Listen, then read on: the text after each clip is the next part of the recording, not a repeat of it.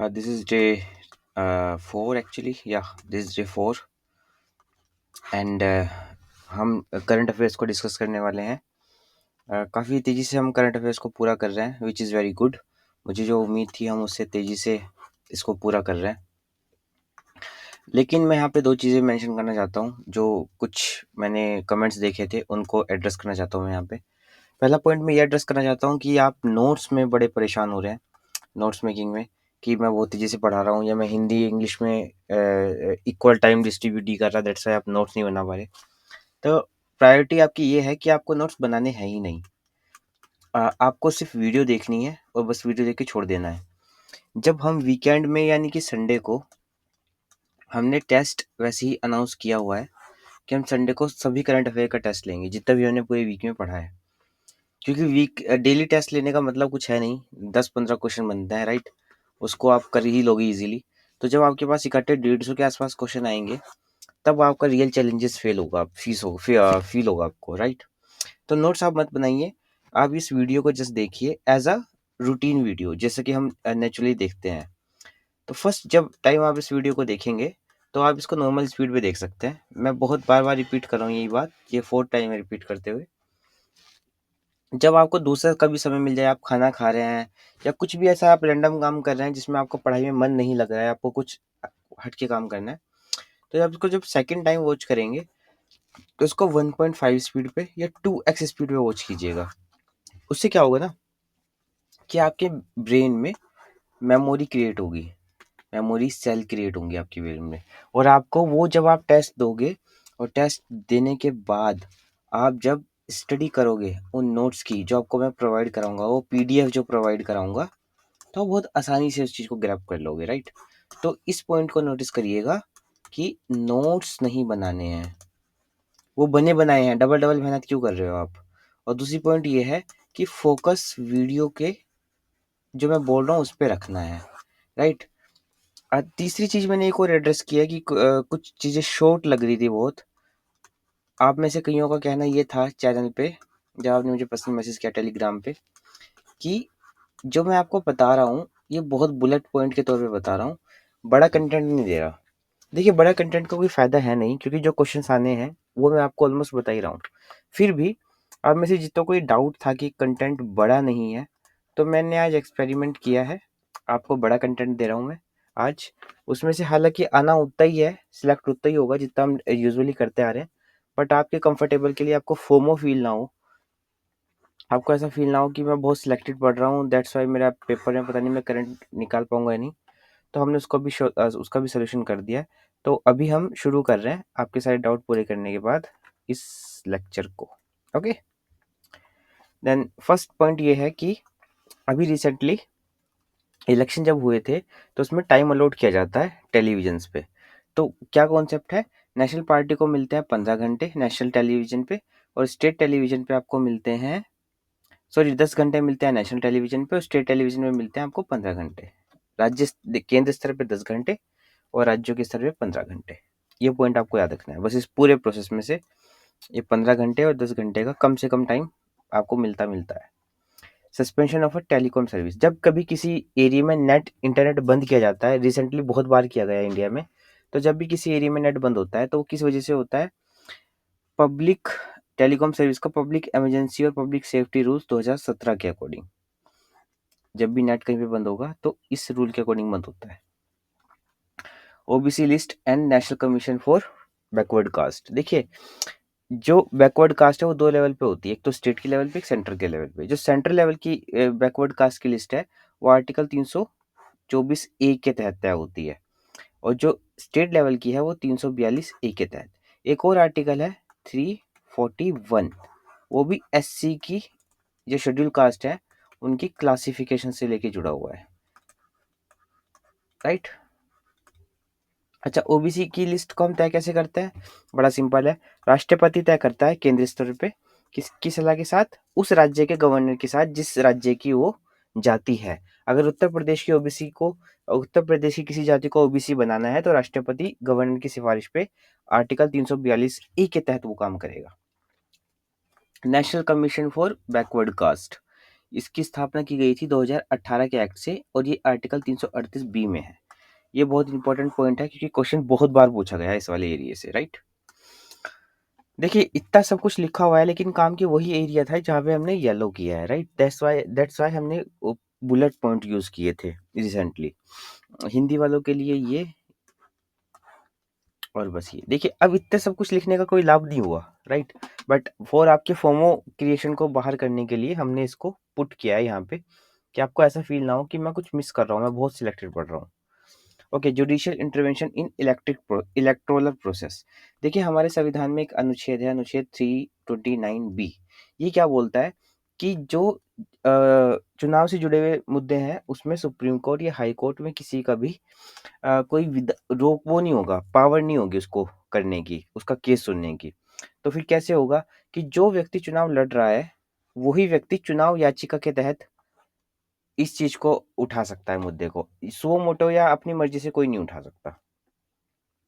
World press freedom index में India की rank है 159th 140 कंट्री में। और ये कौन इशू करता है? बॉर्डर रिपोर्टर्स विदाउट बॉर्डर्स एक ऑर्गेनाइजेशन है, वो इसे जारी करती है। फजल अली कमीशन, देखिए बहुत सारे राज्य ना अभी मांग कर रहे हैं अलग स्टेट की, जैसे उत्तर प्रदेश में ही पश्चिम यूपी का जो एरिया है वो मांग कर रहा है हरित प्रदेश की। ऐसे ही पता नहीं कहीं कहीं बहुत सारे एरिया में मांग चल रही है। तो जब ये मांग चल रही थी तो रिसेंटली फजल अली कमीशन दोबारा से न्यूज में चल रहा है। फजल अली कमीशन 1953 में इस्टेब्लिश किया गया था और इसने 4 एरिया बताए थे जिसके तहत किसी एरिया को नया राज्य बनाया जा सकता है। पहला तो था देश की एकता और सुरक्षा का संरक्षण होना चाहिए, भाषा और संस्कृति का एकरूपता होनी चाहिए, वित्तीय और आर्थिक प्रशासनिक विचार जरूर रखना चाहिए और लोगों के अंदर राष्ट्रीय कल्याण की योजना और प्रचार होना चाहिए। अगर ये 4 क्राइटेरिया पूरे हो रहे हैं then you can create a new state, right. You can create a new state, otherwise you can't और you shouldn't be. Fifth year of national emergency, देखिए आज इस बार 2024 में 50 साल हो गए थे नेशनल इमरजेंसी को लगे हुए। तो इसके बारे में ही ये पॉइंट था। कुछ आर्टिकल्स इंपॉर्टेंट है जो आ सकते हैं, जैसे नेशनल इमरजेंसी 352 से 360 के अंतर्गत लगाई जाती है पार्ट 18 में। इसको हम जब पॉलिटिकल साइंस पढ़ेंगे तो और डिटेल से पढ़ेंगे। अब तक 3 बार लगाई गई है, 1962 में, 1971 में और 1975 में। इसमें कुछ चीज़ें ऐड कर दूँ। 1962 में और 71 में जो लगी थी वो थी एक्सटर्नल, वो बाहरी आपातकाल था। और जो 1975 में लगी थी वो थी internal emergency.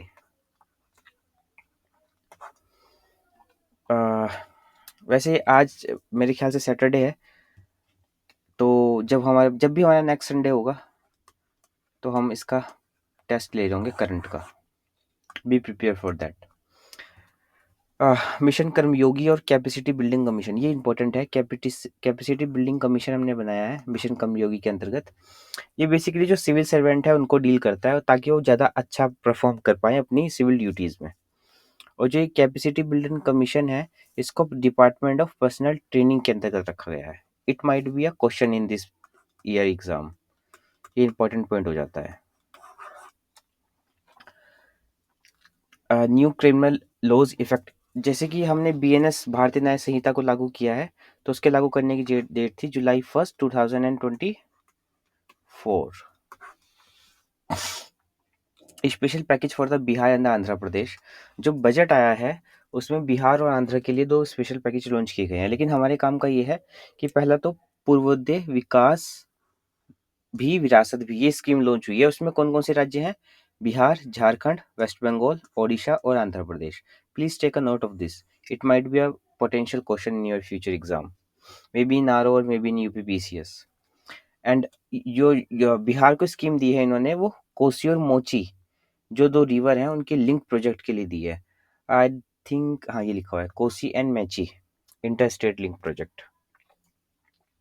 International centre for audit and local governance, अंतर्राष्ट्रीय केंद्र किसके लिए? लोकल बॉडीज की ऑडिट के लिए। इसकी स्थापना कहाँ की गई है? गुजरात में, गुजरात के राजकोट में इसकी स्थापना की है। भारत का पहला है ऐसा ये, और क्योंकि ये इंडिया का फर्स्ट है तो फर्स्ट जो होता है वो हमेशा न्यूज़ में होता है और उससे क्वेश्चन बनने की संभावना सबसे ज़्यादा होती है। तो इसलिए इसको ध्यान से रखना है कि ये भारत का पहला है। और ये अभी जो होता है वो सीएजी करता है। अभी जो ऑडिट करता है। ऑडिट आप समझते हैं ना, जितना खर्चा किया आपने पूरे साल में उसकी रिपोर्ट चेक करता है कि खर्चा सही था या नहीं था, या आपने भ्रष्टाचार तो नहीं किया है। आर्टिकल 341 मैंने आपको अभी भी बताया था जब हम ओबीसी की बात कर रहे थे, जो आर्टिकल 342 में ए में केंद्र सरकार की ओबीसी और 342 में बी में राज्य सरकार की ओबीसी की हम बात कर रहे थे, उसी में मैंने आपको बताया था कि 341 शेड्यूल कास्ट से संबंधित है। शेड्यूल कास्ट को डिफाइन करता है कि कैसे कैसे इसको, सॉरी डिफाइन नहीं करता है, डिफाइन करता है आर्टिकल 366 शायद। I am little bit confuse in this, ये आगे जाके क्लियर हो जाएगा। बट 341 डिसाइड करता है कि कोई कास्ट शेड्यूल कास्ट कैसे बनेगी। नीति आयोग ने संपूर्णता अभियान लॉन्च किया है। ये बेसिकली संपूर्णता अभियान लॉन्च किसके लिए किया गया है? जो पिछड़े जिले हैं, पिछड़े जो जिले हैं उनके लिए संपूर्णता अभियान लॉन्च किया गया है। उनको थोड़ी जितनी भी गवर्नमेंट की पॉलिसीज हैं वो अच्छे तक उन तक पहुंच पाए। ये कौन से होते हैं? पिछड़े जिलों को हम बोलते हैं aspirational district program. Aspirational district में आती है 112 डिस्ट्रिक्ट, और एस्पिरेशन ब्लॉक प्रोग्राम में आते हैं 500 ब्लॉक, जो 329 डिस्ट्रिक्ट में शामिल है। देखिए, जो बहुत ज़्यादा पिछड़े एरिया है ना, बहुत ज़्यादा पिछड़े एरिया से मेरा मतलब है कि जो ऐसे जिले हैं, ऐसे डिस्ट्रिक्ट हैं जहाँ पे विकास बहुत ज़्यादा कम हुआ है, उन्हें हम क्या बोलते हैं? Aspirational, right. अच्छा, एस्पिरेशनल सिर्फ डिस्ट्रिक्ट नहीं हो सकता है कि एक जिला है जिसमें बहुत अच्छा विकास हुआ है लेकिन उसका एक ब्लॉक है, एक तहसील है। तहसील ब्लॉक अलग अलग होते हैं, पर मैं आपको समझने के लिए बता रहा हूँ कि एक उसकी तहसील है, एक छोटा पार्ट है जो अभी भी पिछड़ा हुआ है, तो आप उसको क्या बोलोगे? ब्लॉक। कि ये एस्पिरेशनल ब्लॉक प्रोग्राम का पार्ट है, बस आपको इतना ध्यान रखना है। Article question 15, my government platform के 10 साल पूरे हो गए हैं। ये सिर्फ एक छोटा सा क्वेश्चन है, बस इसको याद रखना, क्योंकि माई गोव प्लेटफॉर्म के कितने 10 साल पूरे हुए हैं। इसे मोदी जी ने लॉन्च किया था। SC on reviewing delimitation commission और ऑर्डर्स, देखिए ये काफ़ी इंपॉर्टेंट पॉइंट है। It may be a very triggering point in Indian judiciary versus legislature conflict as well. इसमें क्या है ना कि सुप्रीम कोर्ट ने कहा है कि हमारे पास ये भी राइट है कि हम डिलिमिटेशन कमीशन का एनालिसिस कर सकते हैं कि ये सही है या नहीं। अर्लियर ऐसा नहीं था। आर्टिकल 329 में डिलिमिटेशन कमीशन है, 329 ए में, और ये न्यायिक जांच से, सुप्रीम कोर्ट या हाई कोर्ट की किसी भी जांच से फ्री है। इसकी कोर्ट में जांच नहीं हो सकती, लेकिन अभी सुप्रीम कोर्ट कह रहा है कि नहीं, हम इसको भी चेक कर सकते हैं। स्टिमुलेशन इलेक्शन कमेटी रिकमेंडेशन, देखिए जो एक साथ वन नेशन वन इलेक्शन का प्रोग्राम आया है, ये उसके बारे में है। इसमें क्या है कि जो फर्स्ट फेज है उसमें लोकसभा और राज्यसभा का चुनाव होंगे, और जो सेकंड फेज है उसमें लोकल बॉडीज के चुनाव होंगे 100 दिनों के अंदर अंदर। ये हमने लास्ट के लेक्चर में भी कवर किया था, जब डे हम 3 पढ़ रहे थे, तब उसमें भी ये कवर किया था। ये बहुत इंपॉर्टेंट है, रिसेंटली बहुत न्यूज़ में रहा है, तो क्वेश्चन आने की संभावना बहुत बढ़ गई है इससे। Council of Europe AI treaty, देखिए यूरोप के अंदर जितने भी देश हैं उन्होंने एक ट्रीटी की, एक संधि करी है एआई के रूल्स को लेके। तो दुनिया की पहली संधि है जो एआई के लिए हुई है। काउंसिल ऑफ यूरोप ने संधि की है सबसे पहली, और जो ये संधि हुई है यूरोप की, ये किस किस पे है? एक तो बैचलरी डिक्लेरेशन और यूरोप का एआई एक्ट। हिंदी में भी आपको दिखा देता हूँ, कहाँ पर है हिंदी में? हाँ, ये रहा, ब्लेचले घोषणा और यूरोप का एआई अधिनियम। तो आपको ये ध्यान रखना है कि 2024 में पहली एआई के लिए संधि की गई थी, और वो संधि कहाँ हुई थी? यूरोप में।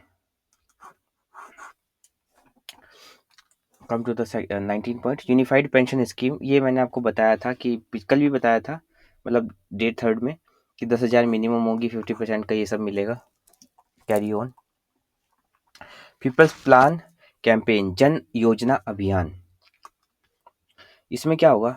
इसमें मिनिस्ट्री ऑफ पंचायती राज ने इसको शुरू किया है, जन योजना अभियान को 2025-26 के लिए।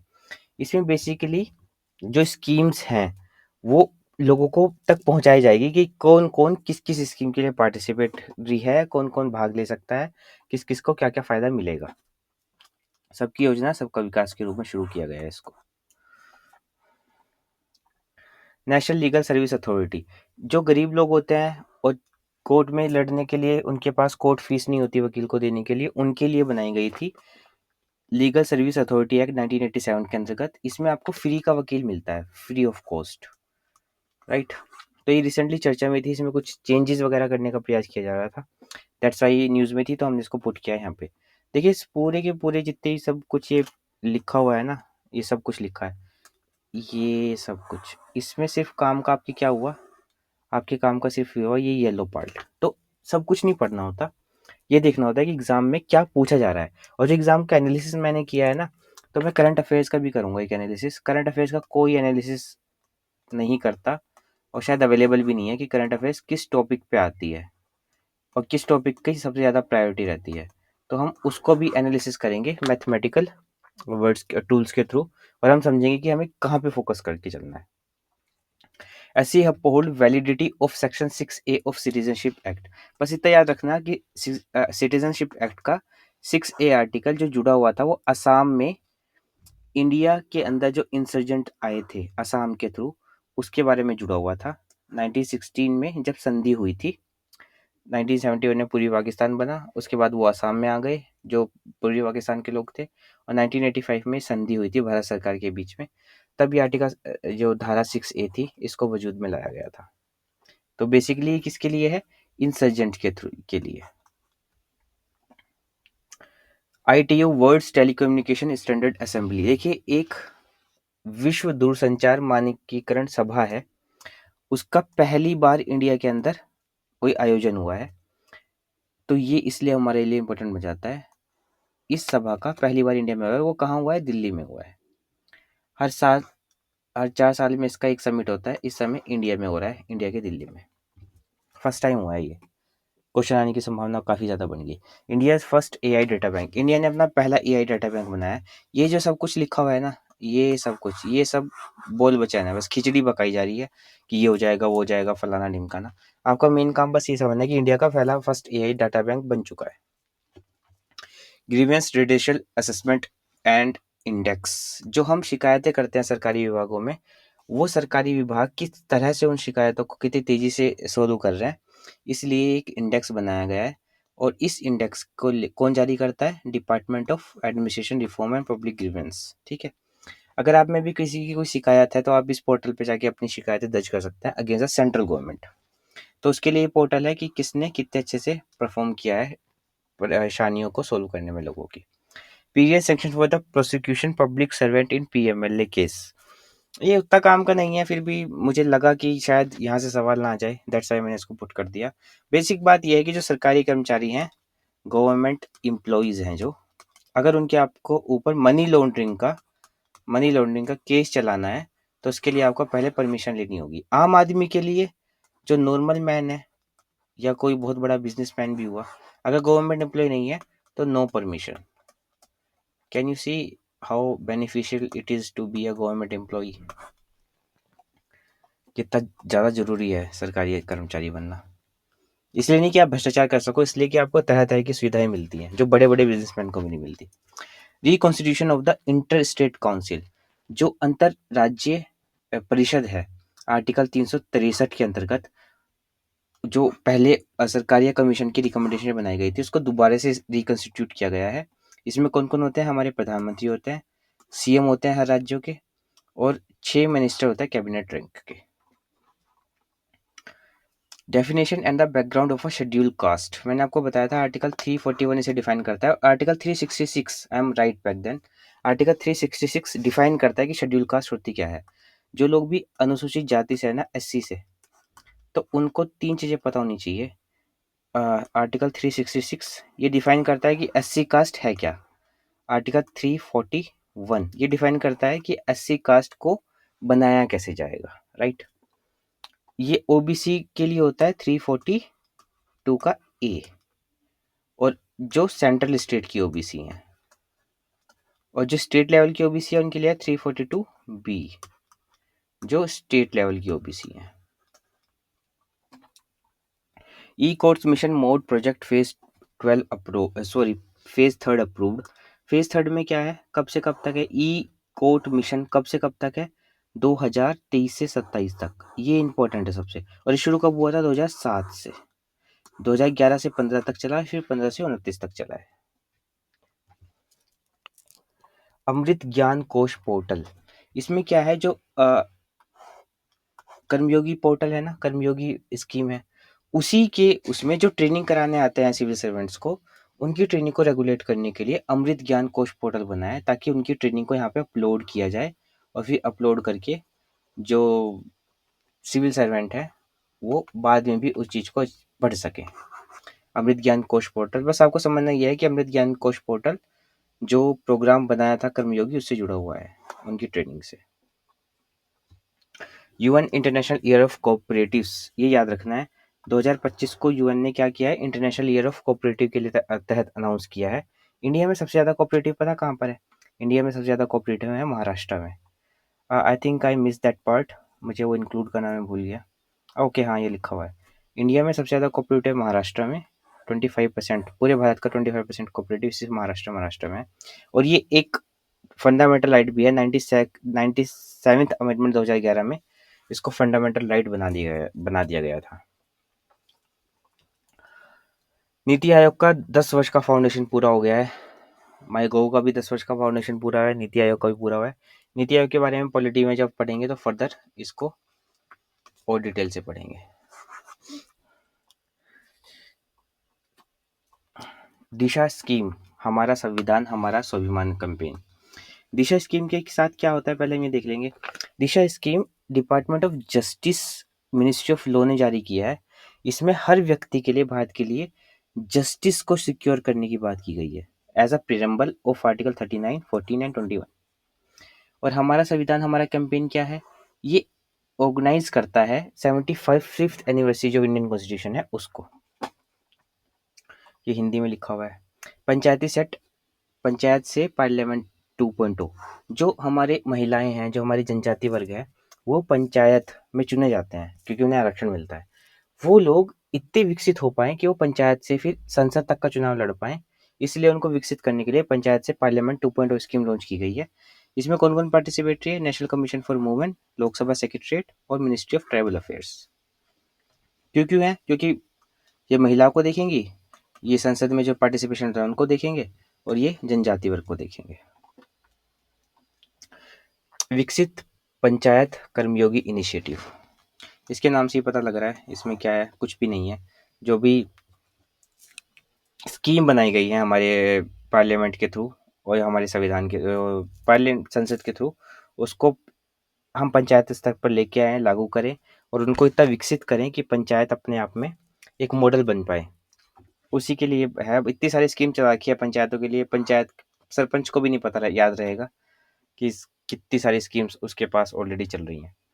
गवर्नमेंट सेटअप डीरेगुलेशन कमीशन, देखिए सरकार क्या कोशिश कर रही है कि मैं कितना ज़्यादा काम लोगों को पे करवा सकूं और कितना ज़्यादा अपनी इन्वॉल्वमेंट लोगों की ज़िंदगी से कम कर सकूं, उसके लिए प्रोसेस चल रहा है। तो डीरेगुलेट कर रही है सरकार, मतलब अपना कंट्रोल छोड़ रही है बहुत सारी चीज़ों से, कि हाँ हमें आप पे भरोसा है, आप लोगों पे, और आप लोग अपने हिसाब से सही काम करोगे। तो ये जन विश्वास बिल 2.0 के तहत ये सब कुछ किया जा रहा है, जो बजट में अनाउंस किया गया था 2025-26 के। Please note that part. It is a very important for the exam perspective. President rule in the Manipur, Manipur में प्रेसिडेंट रूल लगा है, और जब रूल लगा था तब वहाँ पे किसकी गवर्नमेंट थी? बीजेपी की। मुझे नहीं पता किस सरकार ने आज से पहले अपनी ही पार्टी की सरकार की राज्य सरकार को हटाकर वहाँ पे राष्ट्रपति शासन लगाया होगा, आई डोंट नो। इसलिए एक इम्पोर्टेंट पॉइंट बन जाता है ये। Digital Bharat identity mark, DBM, जितनी भी सरकारी वेबसाइट होंगी उसको इस प्रोटोकॉल के तहत बनाया जाएगा, ताकि वो आम जनता की पहुंच से आसानी हो, आम जनता को आइडेंटिफाई सर्विस लेने में आसानी महसूस करे। बस आपको ये रखना है, डिजिटल भारत पहचान चिन्ह किसके बारे में है, क्योंकि वेबसाइट का पार्ट है तो इलेक्ट्रॉनिक्स मंत्रालय ही उसको देखेगा, और डिजिटल उपस्थिति को सुसंगत बनाने के लिए पेश किया जा रहा है, ताकि जो सर्विस वेबसाइट प्रोवाइड करा रही है वो अच्छे तक लोगों तक पहुंच पाए। Immigration in the foreign bill 2025, जो अप्रवासी भारत में रह रहे हैं अवैध रूप से, बांग्लादेशी जो रह रहे हैं और जो रोहिंग्या रह रहे हैं, उनको निकालने के लिए ये बिल लाया गया है, immigration in the foreign bill 2025। जब से सिंदूर, ऑपरेशन सिंदूर हुआ है उसके बाद से तो बहुत दबा के इस पे काम चल रहा है, तो it may be asked in the exam में, तो इसको याद कर लीजिएगा। संसद भाषिणी इनिशिएटिव, जो हमारी संसद है वहाँ पे बहुत तरह तरह के लोग हैं, कुछ हिंदी बोलते हैं, कुछ तमिल बोलते हैं, कुछ कन्नड़ बोलते हैं, तो उन सबकी भाषा को एक भाषा से समझा जा सके, ट्रांसलेट किया जा सके, तो एआई पावर्ड मल्टीलैंग्वेज पार्लियामेंट्री ऑपरेशंस बनाए जा रहे हैं, जिसका नाम रखा गया है संसद भाषिनी। कौन देखेगा इसे? इलेक्ट्रॉनिक्स की चीजें तो कौन? Ministry of electronic. 80 on governance session. देखिए जो हमारा पार्लियामेंट है, संविधान है, वो क्या बोलता है कि आर्टिकल 200 में ये प्रोविजन दिया गया है कि जो भी बिल पेश होता है गवर्नर के सामने, वो उस पे अपनी सहमति देता है या असहमति देता है, राइट। तो तमिलनाडु में भी कुछ विवाद चल रहा था, तो गवर्नर को आदेश दिया गया था कि यू हैव टू बी, आपको परमिशन के लिए एक टाइम फ्रेम देना होगा। जो पॉकेट वीटो है आप उसका इस्तेमाल नहीं कर सकते। पॉकेट वीटो को बैन कर दिया गया, काट दिया गया, मतलब कि अब आपको टाइम बताना ही पड़ेगा। तो ये बहुत न्यूज़ में है, इसमें तो क्वेश्चन आएगा ही आएगा। ये तो मैं इतना श्योर हूँ कि जैसे सूरज निकलने पे श्योर होते हैं ना हम सब, तो मैं इस पे श्योर हूँ कि इस टॉपिक पे क्वेश्चन आएगा, चाहे पॉलिटिक्स या करंट अफेयर्स है, no doubt. Committee on the state autonomy and federation Tamil Nadu. तो तमिलनाडु ने जो राज्य की सरकार है उसके स्वतंत्रता के लिए, उसके सभी अधिकारों को पूर्ति करने के लिए कमेटी बनाई है अपनी। ऐसी पहले भी कमेटी बन चुकी है, राजमंदार committee, Anandpur Sahib resolution, west Bengal memorandum, ये पहले भी हो चुका है, अभी हुआ है रिसेंटली। तो इसके बारे में थोड़ा सा हमें जागरूक होने की जरूरत है कि अभी तमिलनाडु में हुआ है वो। तमिलनाडु का कॉन्टेक्स्ट लेके जो आज तक हुए हैं उनको भी पूछा जा सकता है। पंचायत एडवांसमेंट इंडेक्स, पंचायत में कौन कितनी अच्छी प्रगति कर रहा है वो देखने के लिए इंडेक्स है ये। ग्राम पंचायत प्लेटफॉर्म के थ्रू इसका यूज किया जाता है, मिनिस्ट्री ऑफ पंचायती राज इसको इंट्रोड्यूस कराती है, और इस पूरे प्रोसेस में 2.5 लाख ग्राम पंचायतों ने पार्टिसिपेट किया है। दिस इज इट डे 4 हमारा ये खत्म हुआ। एंड मैं आपको फिर से रिपीट कर देता हूँ कि आपको नोट्स नहीं बनाने हैं, जस्ट वीडियो को देखना है। जब संडे को टेस्ट होगा तब आप इस चीज़ को खुद से कर लीजिएगा। मैं आपको पीडीएफ प्रोवाइड करा दूंगा टेस्ट से पहले, राइट। आपके कुछ भी डाउट हैं इससे करंट से रिलेटेड, सिर्फ सीए से रिलेटेड, तो आप टेलीग्राम पे मैसेज करके पूछ सकते हैं। इस वीडियो को आपको 3 बार देखना है। फर्स्ट टाइम पे 1 की स्पीड पे, सेकेंड टाइम पे 1.5 की स्पीड पे, और थर्ड टाइम पे 2x स्पीड पे, और बस फिर आपका काम खत्म हो जाएगा। फिर आप पीडीएफ देखना, फिर पीडीएफ के बाद टेस्ट देना, आपका ये करंट पूरा। उसके बाद जब मैगजीन आएंगी तब तक आप सब कुछ पूरा कर चुके होंगे। मैगजीन खरीदना, उनको रिवाइज करना एक बार, और बस डन, आपके काफ़ी अच्छे मार्क्स आ जाएंगे करंट में से।